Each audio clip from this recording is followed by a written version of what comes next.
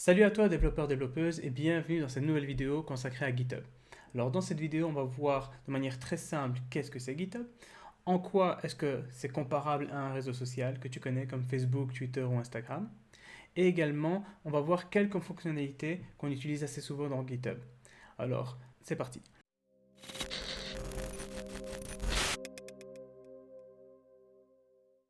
Pour commencer, on va voir de manière très simple qu'est-ce que c'est GitHub.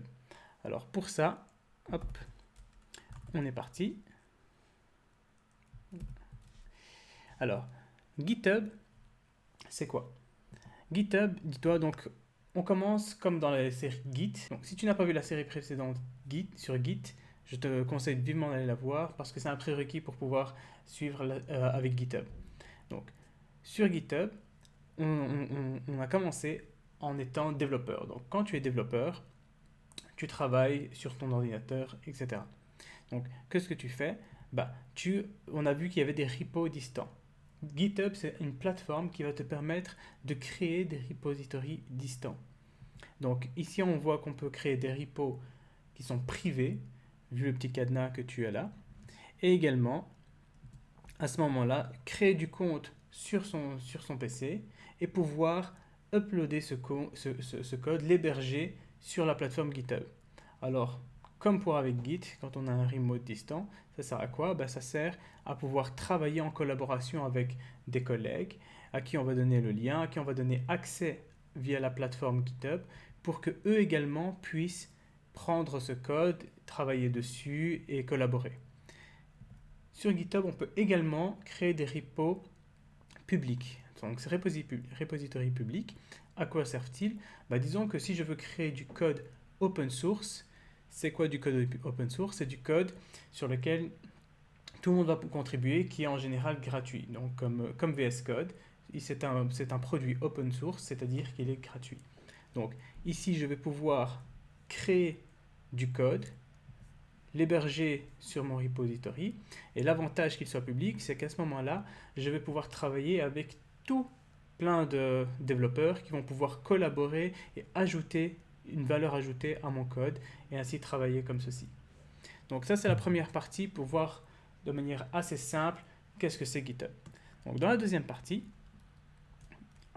on va aller tout d'abord créer notre compte GitHub. Donc si tu n'as pas encore de compte GitHub, vas-y, tu vois, tu remplis donc ton username, email, password, et boum, tu as déjà la puissance de GitHub. Donc ici, une fois que c'est fait, tu vas pouvoir tomber sur cette page, cette première page. Ici, c'est ma page GitHub. Et tu peux voir que, hop, j'ai déjà, moi, de ce côté-ci, quelques repos. Des repositories que j'ai. Alors j'en ai qui sont privés quand je travaille avec des clients et j'en ai qui sont publics quand je donne cours ou pour mes étudiants, quoi que ce soit, pour que tout le monde puisse le télécharger. Et également dans la suite des séries qui vont arriver sur cette chaîne, je vais mettre sur le GitHub Academy tous les exercices, toute la suite des cours afin que tu puisses continuer à suivre avec moi. Donc on a aussi la partie activité récente. Donc là, dans cette activité récente, c'est ce que moi je fais ou ce que d'autres développeurs font, des développeurs que je suis. Un peu comme sur Twitter, il est possible de voir les développeurs et de suivre un peu ce qu'ils font. D'ailleurs, on va voir ici, dans cette partie du menu, la partie Explore, je vais pouvoir vraiment tomber sur un fil d'actualité, comme dans Facebook, où je vais voir vraiment différents posts. Donc, ces posts, c'est comme dans Facebook, d'où ils viennent? Ils viennent de projets que j'ai likés. Ici, c'est des projets auxquels j'ai rajouté une étoile. Ou bien des développeurs que je follow. Et ainsi, je vais moi pouvoir regarder tout ceci, vraiment comme sur vraiment comme sur un réseau social, où je vais vraiment avoir toute cette actualité de choses qui se passent. Alors ici, pour exemple, Gutenberg, l'éditeur de WordPress, le nouvel éditeur de WordPress en plus, lui ici, vous voyez donc juste en dessous, j'ai mes trois onglets. J'ai le code, les issues et le pull request. Donc là, c'est vraiment là où ça va être intéressant. C'est comme quand je vais cliquer sur un post pour en avoir plus d'informations, pour voir les commentaires. Ici, je vais maintenant cliquer sur Gutenberg et le post, dans ce cas-ci, c'est vraiment un projet. Un projet auquel je peux adhérer, que je peux suivre en mettant une étoile, etc. Et ce projet, on voit qu'il y a plusieurs panneaux ici. Donc, on a le premier panneau qui est le panneau code. Donc, ce panneau code, lui, nous donne tous les fichiers du code, nous donne aussi la possibilité de télécharger ceci, de le cloner, de cloner tout ça. Il nous permet également d'avoir un descriptif un peu plus bas ici, qui est un fichier README, un descriptif pour ce projet. On a aussi les issues. Donc ces issues, c'est vraiment là où la partie collaboration va commencer. C'est que tout le monde peut ouvrir une issue et parfois même les contributeurs ouvrent des issues. Donc ça, c'est vraiment comme un petit forum avec chaque issue qui est un sujet qui peut être soit un bug, soit une amélioration de code, etc., etc. Donc en bossant là-dessus, on va pouvoir, une fois qu'on est là-dedans, faire des propositions, corriger des bugs, etc. Autre chose, on voit ici les pull requests. Alors, qu'est-ce qu'un pull request? Là, comme je l'ai dit, c'est la partie où on va collaborer, amener une plus-value au projet.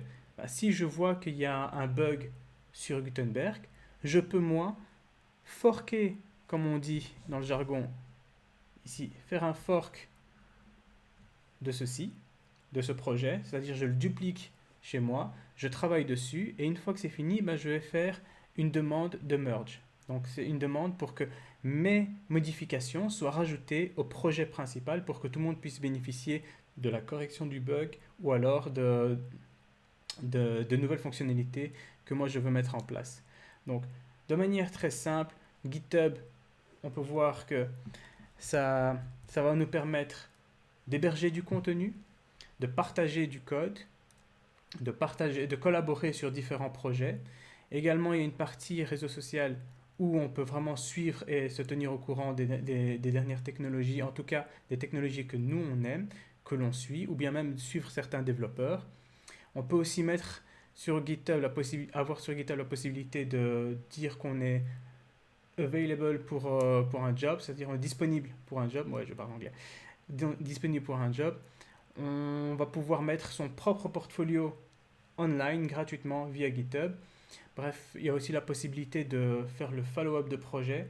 Donc quand il y a un projet, il y a plein de tâches à faire, pouvoir travailler sur ces tâches, pouvoir assigner des personnes avec ces tâches, avoir des milestones, pour faire le suivi au niveau du temps de tout ça. Donc un outil qu'en tant que développeur, tu te dois de connaître et tu te dois d'avoir. Et très bon outil pour apprendre à développer. Je te conseille d'essayer de participer, de collaborer, de corriger quelques bugs. Ça n'amènera et ça